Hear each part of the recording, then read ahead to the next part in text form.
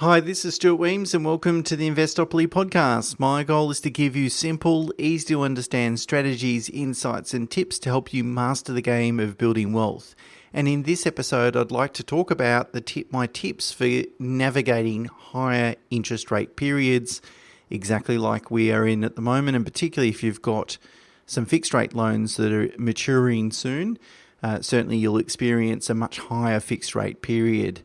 So, of course, as long-term borrowers, either as investors or owner-occupiers, we know that if we have mortgages for a few decades, which most people will, particularly property investors, over that time there's going to be periods where interest rates are above average, and of course periods of time when interest rates will be below average, as we've just experienced through the pandemic period. If you have a look at the average standard variable rate since 1959, that's when the data set began, so more than the past 60 years, the average standard variable rate is 8.2%. Now, most people are able to get at least a 2% interest rate discount off the standard variable rate, so that puts the average standard variable rate around about 6.5%, which is what I've always done my numbers at in terms of either advising clients or considering my own borrowing plans. I've always made sure that it's affordable around 6.5-7%. So on average, over the long run, that's what we probably should expect to pay. But of course, as I said, there's going to be periods of time when interest rates are above that level, and then periods of time where they're below that level. So, of course, interest rates are used as a monetary policy tool to either expand or contract an economy. And so interest rates are used to cool the economy just by cooling consumer demand. Obviously, the more interest you pay, the higher your repayments are, the less money you've got to left over to spend, which, as I said, a lot of people are experiencing. I've spoken in this podcast many times over the last 12 months that I expect discretionary expenditure in Australia to dramatically fall, particularly over the next 6 months as more interest rates roll over from very low fixed rates onto very high much higher variable rates. But interest rates don't have to stay high for a very long period of time in order for them to do their work, particularly given that Australia has higher levels of indebtedness today than they did 10, 20, 30, 40 years ago. And so what I thought I would do is have a look at the last sort of 40 years of data and had a look at how long do interest rates remain at their peak. So obviously interest rates are increased to cool an economy. How long does it take to actually cool that economy?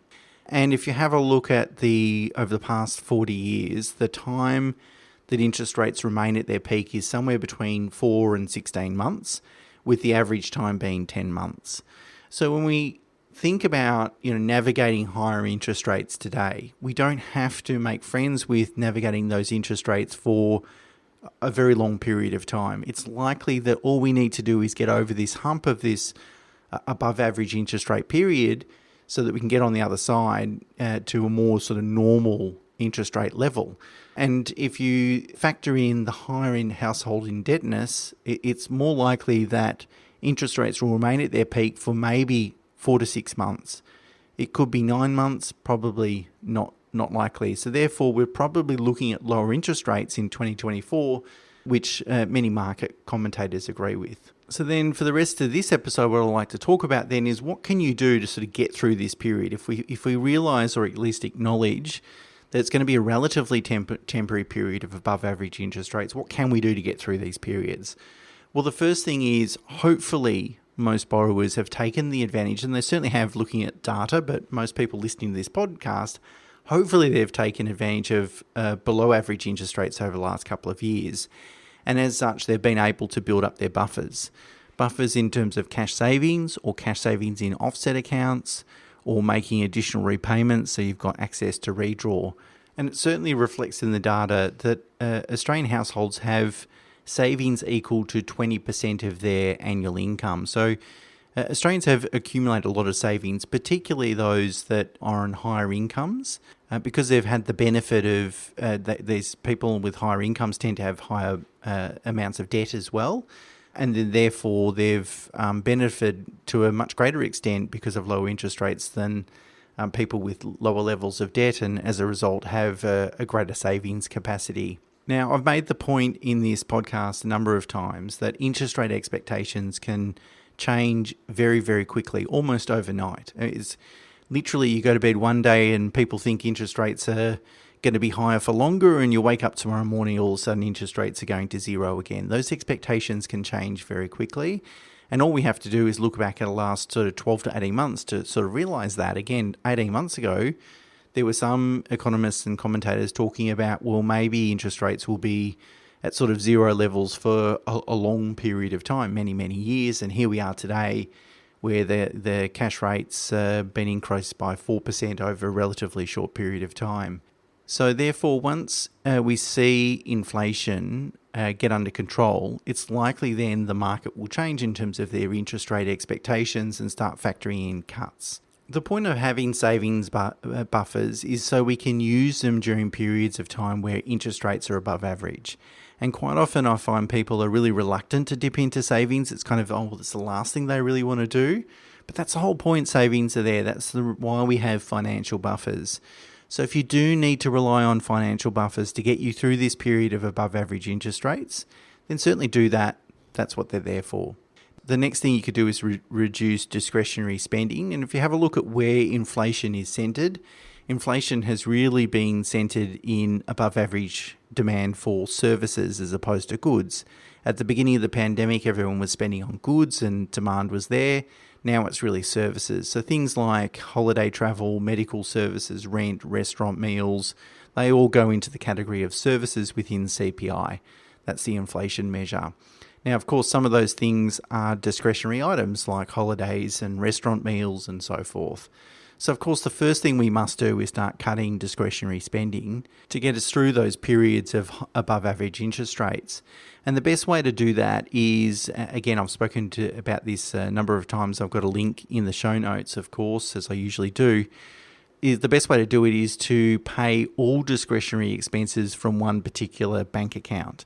And so what you do is you transfer every week, month or fortnight a certain amount into this discretionary spending account, and then you use that for all discretionary expenses. Non-discretionary expenses like utilities, electricity, so forth, school fees, mortgage repayments, insurances, all the stuff that you can't really overspend on, they can come from a different account. You don't need to worry about them so much. It's really the discretionary element. And so the best way then to reduce your discretionary spending is by quarantining one account and reducing the amount that you transfer every period of time, I said week, fortnight, month, and therefore you're able to reduce your spending. Of course, you could explore ways to increase your income in order to sort of get through this period. That could include looking for, a new role with your existing or new employer, increasing the amount of time that you work. So if you're part-time, increasing the number of hours, retraining, getting a second job, doing all those sorts of things. I guess the point is that the labour market is incredibly tight. And if there's been any time to increase your income over the last 20 years, now is really the best time to do it, given the tight labour market. So that's something you can think about. And I know I've been having conversations with some clients around borrowing capacities, and they're starting to think about, is there anything I can do career-wise in order to extend my borrowing capacities to put myself into a position where I'm able to build more wealth than what I would be able to do in the absence of that. Next thing to do is think about any really expensive financial repayments or commitments. So things, if you're younger and you've got a HEX/HELP debt, that they can be quite expensive. You can end up paying, if you earn more than $150,000, you've got to pay 10%, repay 10% per year, which on an after-tax basis is really 14% of your take-home income. So it can be really exhaustive, whereas if you've got some savings in a bank account, you might be actually better off just repaying that debt. Similarly with car loans and so forth, they tend to be on short loan periods, and so the repayments can be quite high. So sometimes just paying out a loan using cash from a cash flow perspective is a good thing to do, or certainly help you through that period of time. The next thing you could do is consider restructuring your loans. The shorter the loan period or the deeper that you are into a loan contract, the higher the repayments. So for example, if I established $1 million loan 10 years ago and it's just converted to principal and interest just because I've had sort of 2 5-year interest-only terms, my repayments are going to be close to $7,500 a month. And that's because those repayments are spread over the remaining loan term, being 20 years. However, if I reset the loan term today back to 30 years by refinancing with my current or a new lender, my monthly repayments can reduce to about $6,300. So about $1,100, $1,200 saving per month just by resetting that loan term, even and still remaining on principal interest repayments. So restructuring your loans, existing loans, can be a way to sort of get through this period of time in terms of reducing your minimum repayments. Now, I've spoken about some things, some tips here to get you through this period of time, but I think also for some people it's important to face the brutal truth. And if you have borrowed to an extent where it's unaffordable if interest rates remained at 6 or 6.5%, sort of around that vicinity for a long period of time, then chances are it's indication that you have borrowed too much, you've overborrowed. And so if you don't think you can service debt at that level, you are going to have to make some changes with respect to the amount of borrowings that you've got. And therefore, it's really important that you start formulating a plan to deal with those debt levels. Ignoring it, putting your head in the sand isn't going to be the right thing. You're going to want to be in a position where you can take proactive steps in your own time, in the way that you want to do it, rather than leaving it too late, getting in trouble, and then the bank might force you to take those steps at their pace in their way of doing things.